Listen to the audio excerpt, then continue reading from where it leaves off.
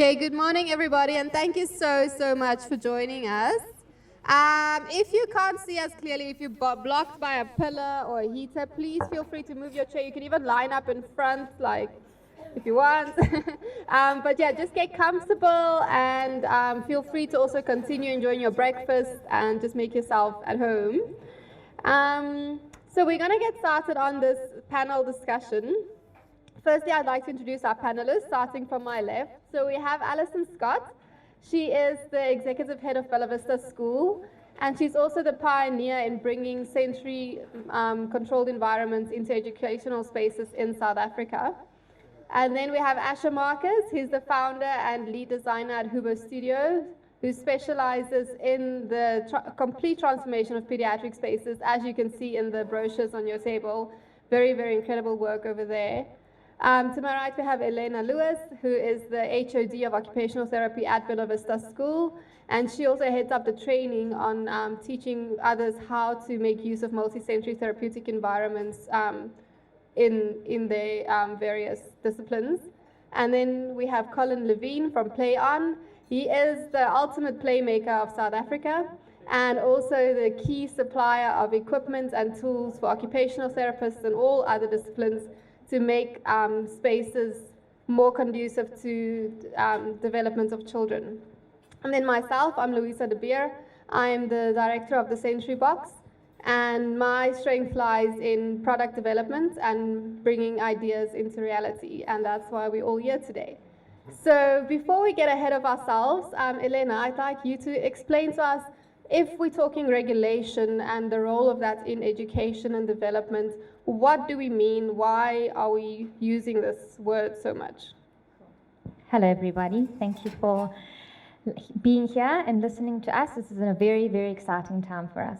So on the concept of regulation, so I'm an occupational therapist, as Louisa said, and whenever I do any kind of feedback to parents, I always refer to the wall model of occupational therapy. So if you imagine any kind of wall, you have your foundation, you have to have a solid foundation. And in order for the wall to be functional, you need to have bricks in place that are cemented adequately and are consolidated. And the top of your wall is the function, whether it's a boundary wall, whether it's an electric fence, right? So we liken that to the development of a child. So a child's foundation is their sensory processing. They learn through their senses, they modulate through their senses. And the bricks are their developmental milestones, their lower order skills, their higher order skills. And when we get to the top of the wall, that's where we see their performance in play, in socialization, in school, in work, in social emotional, all the things that a teacher would see within the classroom.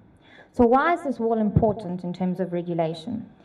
If a child doesn't have an optimal foundation where they are dysregulated in the environment, whether or not they have those bricks in place, it's going to be either difficult for them to access the skills that they've already developed because they are dysregulated, or they're going to have a delay in terms of development of lower order skills, higher order skills, and the impact is that the wall is not going to be functional. They're going to have difficulties with sitting still in the classroom. They're going to have difficulties participating. As we are, right now we're all calm and we're regulated. We've had something to drink, we've had something to eat. Your eyes are on me, you're concentrating, you're hearing what I'm saying. The same applies for children. Our classrooms are multisensory classrooms, and for some, it is difficult to filter out irrelevant input. And then it creates that state of dysregulation, listening to irrelevant sounds, someone sitting too close to me, my jacket is itchy, my socks and shoes are uncomfortable, the teacher's talking too softly or too loudly, the lights are too bright. All those types of things can have a huge impact on a child's ability to stay regulated. And ultimately, what we want to regulate in order to educate. Amazing. Thanks so much. That's such a great analogy. And then if you can explain a bit, you've touched on the classrooms, but what is the actual impact of our environment on our ability to regulate, and specifically speaking to children who maybe haven't fully developed the skill to self-regulate yet? What is the impact of the environment? I think it's kind of obvious in that, because if you have a child in your classroom who is got different types of profiles, whether it's anxiety, whether it's sensory processing difficulties, or whether it's autism. The environment for them is an overwhelming one. Things that for us would be okay, we can filter it out, for them it's noxious and painful. And when they're in a space like that, they can't regulate themselves, they can't filter it out. They need support from their teacher from a co-regulation point of view, or they need to be in therapy to work on specific tools to help them with their sensory reactivity. So it's not, they can't be in isolation within the classroom, they need to have support. And often within a classroom, there's only certain things that one can control, which brings us to the sensory box. Am I right? So speaking of environments, I mean, today we're in an environment that we don't see often. So that leads us to Colin. Colin, if you could tell us a bit about where we're at today, and then also in your experience with Play On, the impact that you've seen of the tools and equipment that you provide in changing environments for the better. Hello, everyone. It's amazing to sit here with all of you. Just the space that we're in now is something I've been playing around with for, 15 years, that we want a space where, first of all, Play On can exhibit the work that we do, and this whole restaurant is all designed with play in mind, and there's different aspects of play. Upstairs there's more of the therapy blocks, but this is what we've wished for, is to have a space where we can exhibit our products, but also have conversations. And today being our first conversation that we're holding over here in this space is where the therapists and educators can come, and play specialists can come and talk to the public about this community of play and education and how we can help our children, whether it's talks over here or cocktail parties. So this is a space that I'm quite excited about, that we can all use. And just want to thank Joy Josie and the team. They're in a management meeting, but everyone who helped to put this on. Thanks, Louisa, for choosing Joy Josie to make it happen. And thanks everyone for coming. I've been making equipment for, when I was thinking last night, it's like almost 20 years now, which is a bit crazy, and time's just ticked, and I've seen children, my nieces and nephews who are 22 and 23 have pictures on some of my equipment, and you start realizing things go by pretty quick. But it's the educators and the therapists that have actually built what we do, and it's every day that I engage with the therapists, and they are explaining to me what they need in their practices, and that's what feeds me, is that they'll need something and I will create it for them, and then they'll move it into the field and play with it and help children. And that's what we're all here to do, is to see how children can be helped and how we can grow our children. So thank you to the therapists and the educators that have worked with me over the years, because without you guys, I'd be nothing. And thank you. We love to bring the products into classrooms and see how children have developed over the years, well, how products have developed over the years, that it's not just desks and chairs in classrooms, in playgrounds, it's not just jungle gyms, it's things that are helping children move around the equipment, and gross motor abilities of the child, and the way that they move, motor plan through equipment. So equipment in the classroom, in the playground, has changed. It's not just slides that go up and fireman poles that come down. We are trying to bring the idea of whenever a child is in touching equipment, there is some sort of movement, and there's the idea of moving their body, moving their motor planning and thinking, and that brings us back to the relationships that we're having with all the therapists and educators. Amazing. Thanks so much, Colin. One of your long-standing relationships, of course, is with Bellavista. And that leads us to Alison to tell us a bit more about your journey of bringing sensory rooms and environments into the educational space in South Africa. So I'm not a business person and I'm not a playmaker. I have no health professional qualification and I'm definitely not architect and design. But what I am is an educator passionate about kids. And unfortunately there are educators not so passionate about kids. But I think if you're here today, your interest is piqued for every child. So I'd like to bring a little bit of the Bellavista story, the narrative. Why would we be invested and interested in a product like this? And it's a lovely story, and I've got a little bit more airtime. Can I tell? Okay. So we have a principal at our school. We have a principal of practice. We have 280 children.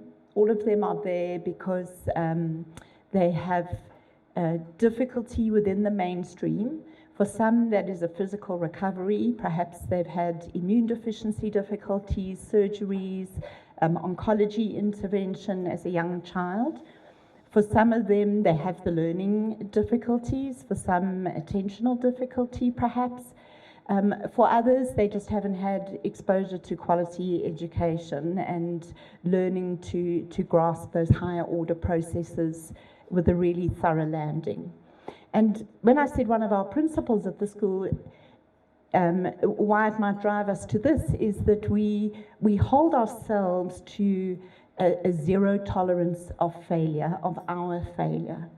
Have we at any point failed to do the very best we know to do for each individual child? And that's part 2. We are human beings in schools, and we're interacting with littler but human beings.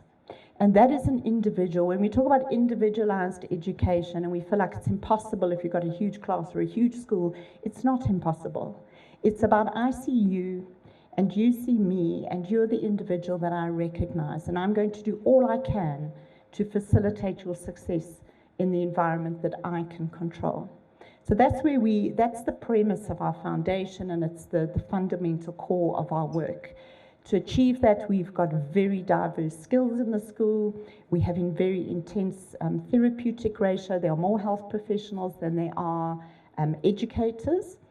And we work hard as we can, paced as we can, for children to be placed back to a mainstream environment without a particular time frame. So we don't give it a 2 years, 3 years, none of that. But developmentally to bring them to a point they can transition. And in 2014, we had a little girl come from the UK into grade 1, and we could not get to the foundation of that wall, never mind conceptualize a wall with her. She was so dysregulated, she was so traumatized. In any social environment and in our environment, we did pursue all the conventional things we knew to do, etc., etc., and then together had a very difficult journey, difficult as in sad journey with the parents, to look at alternative ways that perhaps an environment could change, which is unlike our principles, because we prefer to change the environment. And that left us with what more could we have done, because that just challenged our zero tolerance. And we began to look online, as one does. Is there anything we don't do?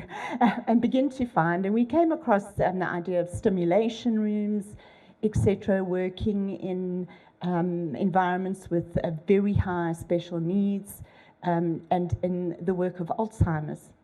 So we saw this, and perchance had a poor staff member that was going on a pilgrimage in Israel, asked her to spend 3 more days at a particular center in Israel, Beit Izzy Shapiro, where they had been doing some research on the use of multisensory spaces in dentistry, in terms of cardiological response, and in terms of working with young children. And she very graciously did that, and so began our journey, because now we knew there was something more that we could do. So we began to raise funds, we sectioned off a classroom. None of us felt equipped or knowledgeable to start this. I think that's really important to understand. And we've invested deeply in building our capacity to understand how does the ambience of this room, differently to a gross motor space, a TP in the corner, a trampoline we're jumping on outside, all the conventional regulatory tools, what does this bring that is different? We had panic. Would this mean that every child in our school should have access to the room? How are we going to timetable and schedule that? We had worry around measurable results, because in those early days, we were the first doing it in a primary school setting. It was new for Beit Izzy, it was new for us. So we held and continue to hold ourselves quite accountable for monitoring and watching results and progress of the children. We've learned that it's not for everybody. There are some individuals that have no need for regulation in a room like that. There are others where it is an absolute key to access, to finding a calm, regulated state where I begin to feel competent and then I can manage what you're asking me to participate in. And then we've watched transitions so beautifully, children who've had their time, extended time sometimes, months of exposure within the room for a session a week, 2 sessions a week, whatever they need. Say, I don't need it anymore, I'm good. But no, they can always return to it if that's what it supports. Pre-pandemic, I would tell you that we couldn't do our work at Bellavista without the room any longer. It's intrinsic to our work. In the pandemic and the restrictions on space and touch and access, it was our greatest loss. It was the one thing we found really difficult to compensate for, and it's the one thing that got its own individual power station quite quickly. The rest of the school can be in darkness, but the multisensory room and our sensory box is up. At Bellavista, we share our thinking, we share our practice, we do a lot of training, lots of consulting, provincial departments, medical facilities, hospital schools, other schools. We don't believe that we can sit on something we know and we haven't shared its efficacy. And in that, come 2017, 2018, 2019, it really came to a peak for us, this is a very privileged resource, isn't it? Because we began to interact with people who were right off the bat, we can't use this where we are, it isn't an option. Looking at bucky convertibles, using outhouses, how do we make this available to all children in our country, in our region? And even if we're in a privileged environment, we might not necessarily have budget for massive hard expense. We've met hospitals who can see that they could install it in terms of trauma for children in long stay or traumatic surgeries, etc. But they're often moved. Their ward is moved from floor to floor, and they wouldn't be able to move a physical room around. And when we met Asher and the mind of a designer, we began to learn, and he helped us to think, actually, we can. There are other ways to solve the design. What are the principles? What is it? What we need? So that's our entry into the sensory box. We're exceptionally excited about it in terms of sharing the principles of sensory modulation, and very particularly the training that we've undertaken, also developed, that anybody taking a child, an adult, a trauma victim, anything into that environment is skilled to know what they're doing, because its power and effect is substantial. This touches neurological processing, and we're excited. That's our aspect of the involvement, is to make sure there's training and equipment for anybody who uses one. Okay, thank you. Thanks, Alison. So that leads us to Asher to share a bit more about the design mind behind what we're seeing here today. Thanks, Louisa. Hello, everybody. Firstly, Headley over there, he introduced Alison to me, me to Alison, and it probably catalyzed my movement into educational spaces. So I had, as a background, thought that I was running camps and I was being a counselor and we went to Italy, Dali and I, on kids clubs, and I thought, like, what is this obsession that I have?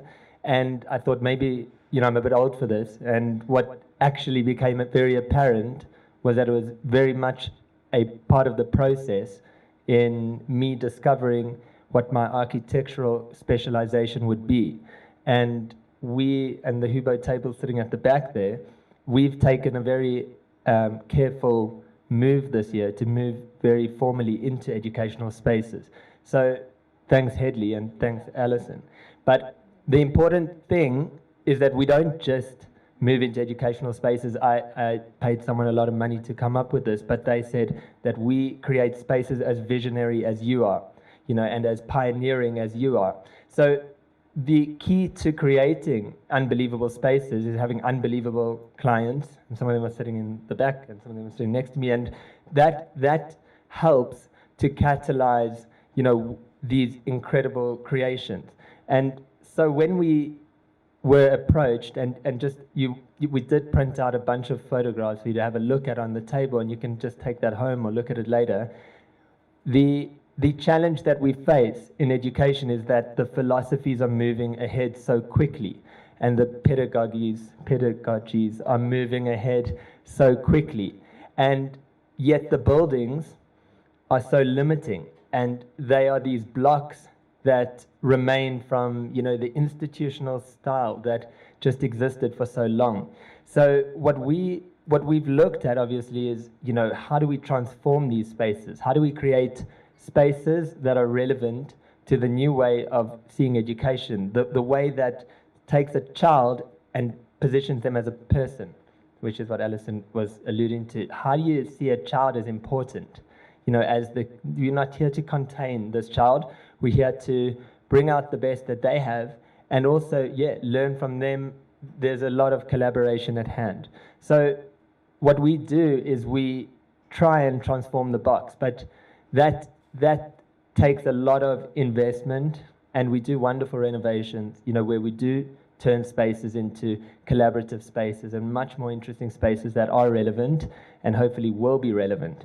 But when it comes to the conventional classroom and this talk of accessibility and creating a sensory room that is accessible, it is too big a task sometimes to just do that full renovation and create that.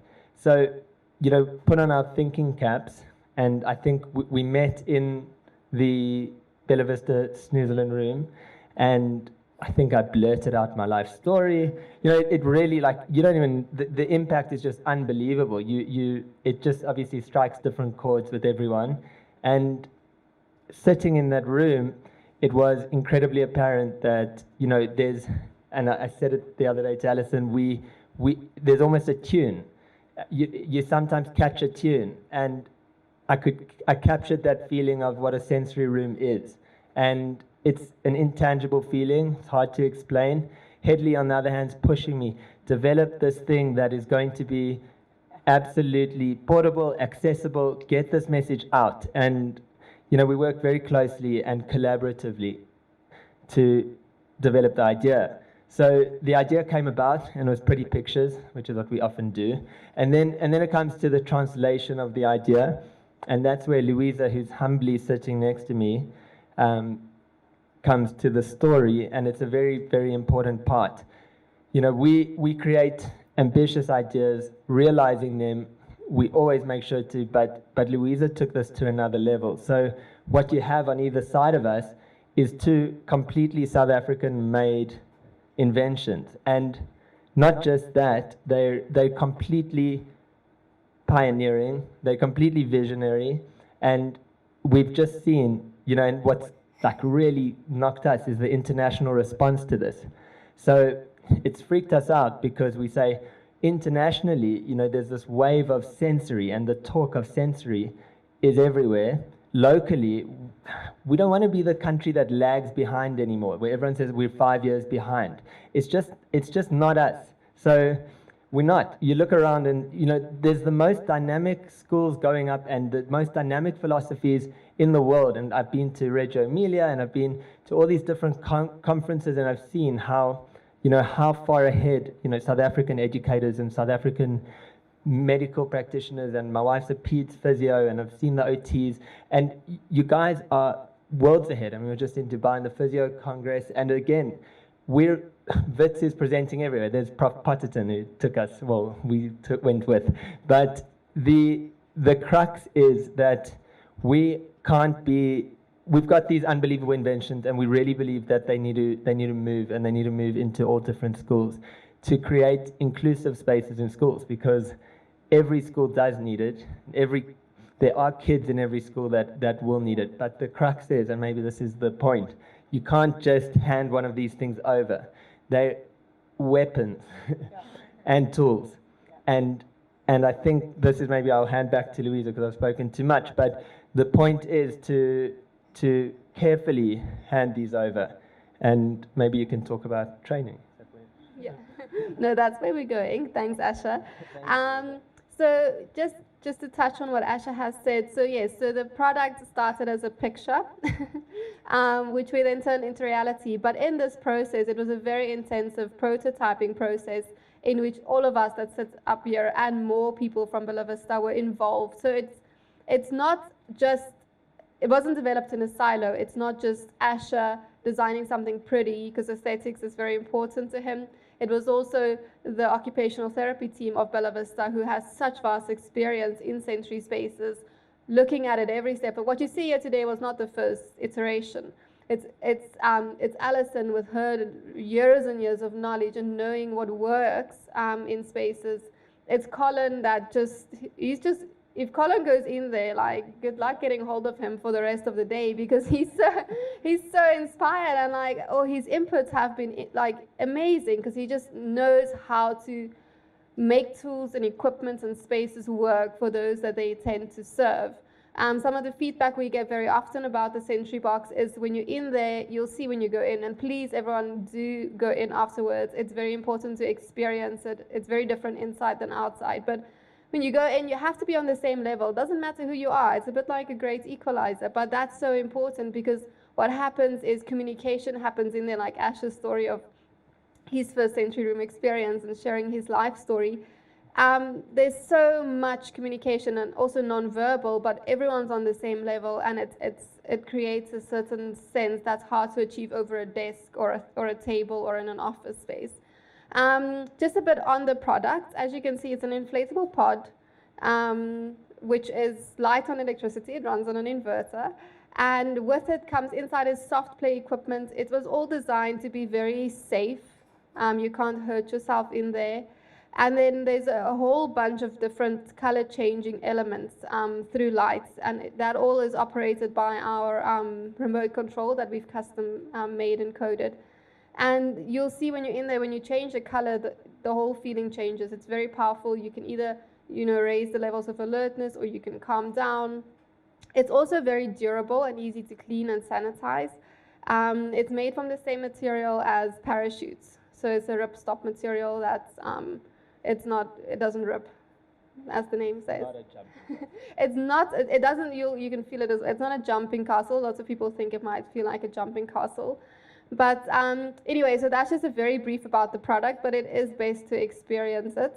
But with the product, as we've touched on quite a bit, you need two things for this to be effective. You need your environment, which the sensory box offers, but with that, you also need an enabling adult to work with whoever is in there, someone who understands sensory profiles, someone who understands sensory regulation in depth. And that's why with every purchase of a sensory box, you also get a training at Bellavista Share on the use of multisensory therapeutic environments. And Elena, if you could share more a bit about the enabling adults and the training. Thanks, Louisa. I think for all of our health professionals that are here today, it's important to note that all of this is based on evidence-based practice. It's not just something that's a fly-by-night thing, let's see how it's going to work. And the idea of sensory rooms has been around for years, right? You can create a sensory space in your classroom, you can create it in your home, but the idea behind the evidence-based practice is that of Carl Rogers' client-centered approach and the DIR floor time, which Louisa just spoke about very briefly, about floor time being on the same level as the client in the room. So the space makes use of a specific methodology, and the methodology is called Izzy Senses. And the idea behind it is that you're governed by certain principles, just as an OT or a speech therapist or physio is governed by certain principles within their profession, as well as a teacher. In this space, it's important to know that. And why? Because myself as an SROT, I already have a deep understanding about sensory processing, whereas say, for example, a speech and language therapist or a physiotherapist might not yet have that experience or knowledge. So this is why the training is so important, because it gives you a deep understanding of all the 8 sensory systems, what impact it can have on a child's state of regulation. And each piece of equipment or accessory in the room is targeting a certain sensory system. And we need to know how that can affect a child's state of regulation. In the space, they can control everything. How much light, how much sound, how much feel, whatever the input. Now, if you imagine in the classroom, you can't control many things, which makes it really scary for some of us. But in a space such as this, the client, or the child, or the adult is given the autonomy to create their own space. And you make it just right for yourself. Then neurologically, the only person who knows how to make themselves feel good is yourself, isn't it? But the idea of the enabling therapist is that we are there to guide them through the process. So it's not a snoozling therapy or a sensory therapy. I'm there as an OT. My colleague will be there as a speech and language therapist, a remedial therapist, a physiotherapist, or even an educator. And the idea is you are working on specific goals in the space that are based on your own discipline, right? So the goals that I would be working on would be the goals that the child needs to be fulfilled within the real world in order to be functional. So when they're in this space, and I'm the enabling therapist, and I'm governed by the principles that create a therapeutic alliance and a therapeutic space, I'm able to reach my goals. Because in a space such as this, there's so much practice and mastery of skills that you can do. It's unbelievable. I've had children where within my typical therapy space, I just can't, there's something missing. And when I take them to a place such as this, whether it's hardwired or whether this is the portable room that I use, it is like magic, but it's not the room that creates the magic. It's the therapist, the enabling therapist that creates the magic, because you have a deep understanding of the child's sensory profile. You have a deep understanding of the skills that the child has not yet achieved that you need to work on. And it's all about collaboration. After they've left the space, they've had their therapy, how has the person reacted? What is the knock-on effect within the classroom? We've had experience, and it's not uniform across all people that come into the space, but there was a boy, he had never had a full night's sleep. He come into our grade R year many, many years ago, and we had our hardwired room, and he had OT within the space with his occupational therapist, and that night was the first night that he slept through completely, which was amazing. For some other children, the effects take a little bit longer. You know, some short-term goals come much quicker than other short-term goals, for example.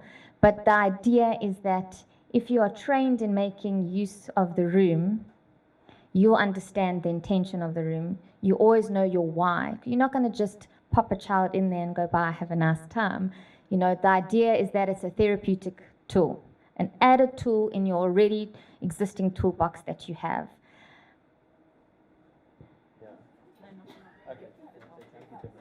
Thanks so much for listening. Feel free to grab more coffee, food, and definitely a demo session.